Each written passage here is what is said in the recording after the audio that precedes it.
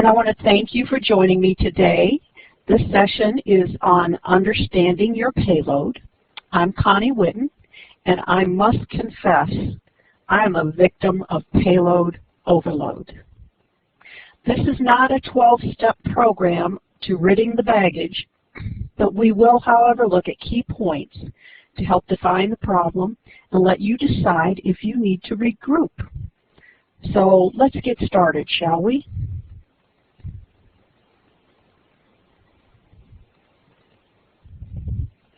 Webster defines payload as that load carried by a vehicle exclusive of what is necessary for its operation. Every day we drag around heavy loads of responsibility that we allow to shape our presence. The very essence of who we are is often hindered with unnecessary baggage. Some of the bulk is designed, but much of the mass is self-imposed. This accumulation, or payload, becomes our guiding force, changing our responsibility and our path of trouble. And I say trouble because normally it ends up in trouble.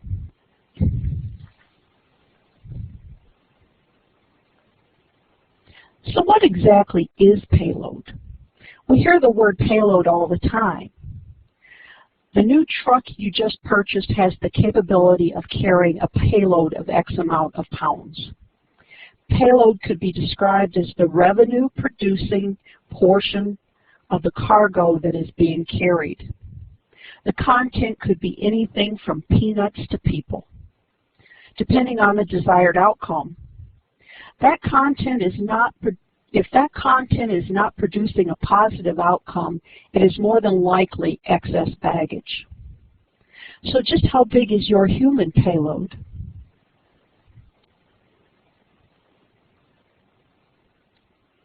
Now, I'm not speaking of your caboose or physical capabilities. I am speaking of that bulk of responsibility you feel obligated to carry on a daily basis. Obviously, as in a pickup truck, we each have different levels of strength, but we must be mindful of when enough is enough. The key point to payload is that it produces a positive resource or outcome.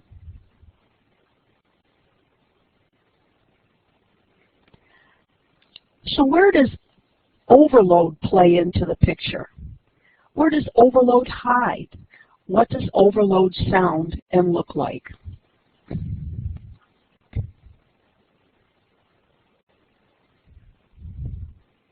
Generally, we all know when we've reached our payload capacity. We experience stress, lack of sleep, a change of habits, shutdown. Perhaps our health is affected, or any number of afflictions. Some reach the overload point but just keep cramming junk into the bag until it explodes all over the rest of us. The old theory, if I want something done right, I have to do it myself, is a classic example of spinning toward overload. First of all, your right may not be the correct right for everyone else. And you can pretty well bet there isn't a job description written that says, oh, by the way, do the other guy's job too. No, that's not what other duties as assigned means. The primary self-made catalyst to overload is that old statement, if I want something done right, I have to do it myself.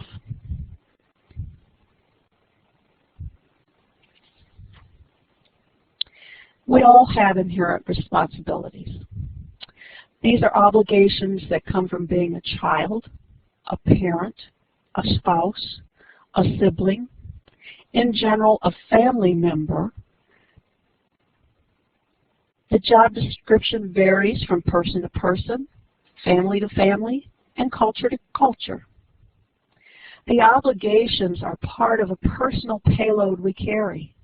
Now, there are those that extend that responsibility level well beyond their own task and feel obligated to micromanage the duties of everyone in the family and then stress about how much they have to work to keep the family on task. We all have those people in our family. Perhaps you are that person. There's that same personality at work, in the community, at our church, and just about every other group activity we participate in. Now, don't misunderstand me. I appreciate the organizer and the leader, but I fear for the overloaded personality that makes deviled eggs for the party because she could not get me on the phone to make sure I remembered to make the deviled eggs for the party. Are you that person? Do you need to be that person? Has someone ever looked at you and said, "Who died and made you boss?" Just saying, you might want to check your payload. This is my favorite section. It's called Trey Needs an iTunes Card. Last week, my 3.5-year-old grandson, Trey, called and said he needed an iTunes card. His sweet little voice was so desperate. Understand, he needed this item to fulfill his obsessions. Let's look at another dimension of baggage. What happens when our fun, our pleasures, become our obsessions and our perceived obligations? That first game of words with friends was fun and challenging. But suddenly there are 8 games with various friends, and to keep the friends happy, you feel obligated to respond to the games every day or every night before you go to bed. When that game ends, another one begins. Your friends need tickets to move on to new games. Your friends need coins to play more games. Our fun becomes our baggage. Will Trey's Graham send him an iTunes card? Absolutely. He has a wise mama that will make sure he is well balanced. She won't let his fun become his obsession. He will have to go outside and ride his bicycle from time to time. Then there are the times that we do things out of love and respect. Perhaps it's lunch with Dad on Friday. What was fun becomes an obligation. But everyone tells you how lucky you are to have your dad. The privilege of being with him cannot be forgotten. But that privilege becomes an obligation. And if it's unfulfilled, you miss a Friday, there becomes a dimension of feeling of guilt attached to that task. So, how do we adjust our focus? This overload principle is not a new concept. Cantor and Stein discussed the overloading and unloading back in the 80s. Just think, that was prior to the information age and highly technical age we're currently moving through. The overload process at that time was come early and stay late, and the development of interdependence within the organization was the process. How we maneuver and manage our loads presents a tremendous impact on the way we focus. If we are preoccupied with non-producing cargo, we are not focusing on performance. We are simply moving through a series of autopilot behaviors without clear objectives. When we are saddled with baggage, the baggage never empties. Dumping that load that belongs somewhere else and defining our revenue or strength-producing cargo is an important step to reducing the payload. Those of us working in the cloud, so to speak, recognize we are not 9 to 5 and that the computer will go with us wherever we go. But working smarter, not harder, is a path that will lessen the load.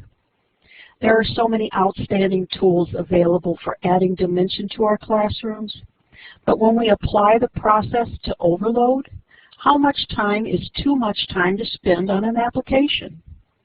If the creation of the audio or video takes 2+ hours to develop a 30-second blip in the classroom, is the outcome effective, or does it just make us feel good? It's nice to be noticed by peers as innovative, but if the process does not affect the student learning outcome, then innovation is for naught and added to the payload overload.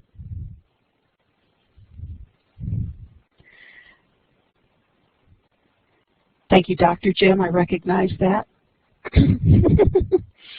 Keywords and thoughts for shifting your focus. While we may never be in complete harmony or perfect balance, and we shouldn't be, it's important to understand our limits and our capabilities. Life presents us with a new challenge every day. How we proceed defines our outcomes. The challenge of learning to say no is part of the process. There are times that we want to say no but are afraid. Obviously, there are times that we must say yes. For example, if your boss gives you a task. But in hindsight, could you have discussed the fact that you would like to say yes but with conditions? Maybe you just needed more time. Perhaps you have conditioned yourself to say yes to the point that you are used. John will do it. He never says no. So sit back and take a look at the options. The yes or the no, the pro or the con. Is the bag something you're willing to drag around? Old history, so to speak? Are you willing to put the bag in the trash and move forward without the leash? Only you can decide. After all, one man's trash is another man's treasure. Only you can decide the value of the source and the revenue generated. So think about some of the things. Is the action within your role or your control, or is it something you shouldn't even be part of? No, Dr. Jim, you are not the bag I'm dragging around. It is a pleasure to carry you with me. Is the action still a pleasure, or has it become an obsession? Does the action help to meet the desired outcome? Does it really serve a purpose? Is the action short-term or long-term? Should the request be answered with no? And is the guilt real or perceived? Determining the impact of that load on the quality of your life is the objective of this exercise.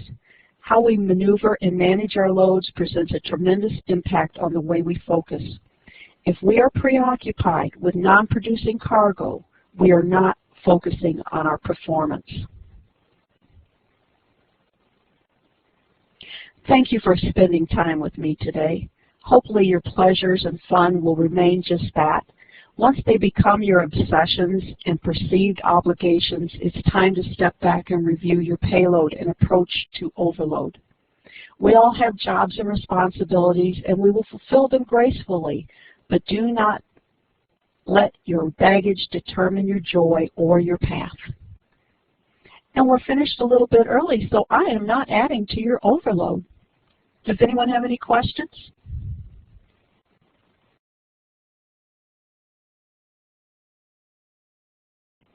Thank you, everyone. Thank you for joining me, and I will see you in our content meeting. Bye.